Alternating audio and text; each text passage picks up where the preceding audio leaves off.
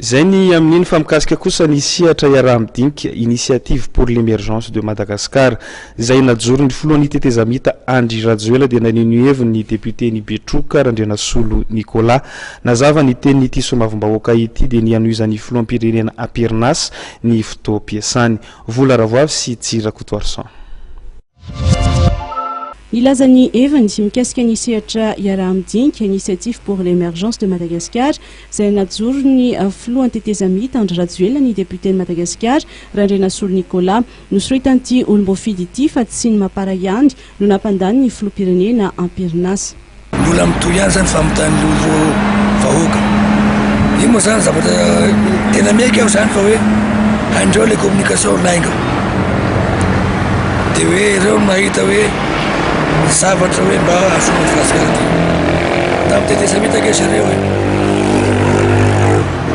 nandany ny harena vahoaka malagasy teto ireo ekipan'ny TGV sy ny mapara zay le hoe maramara-say. Ireo zany milaza hoe tsy nangalatra ireo tamin'ny tetezamita mandaika. Fa ireo no tena nangalatra ka noa 95% zay olo antomposorona tao tamin'ny tetezamita dia nanakatao daholo voaka amin'ny korosofaina.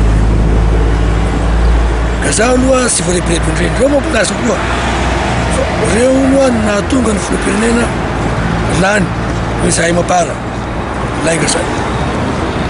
Raha natanjaka ny mapara tokony lany député ny raika 20% farafarasy ataontsika hoe 100 sy ny mapara sy ny TGV any namoana ny zay mampianana fa maro dito amin'izany sy firenena. Inona ny tena manerana vahoaka any amin'ny fotony?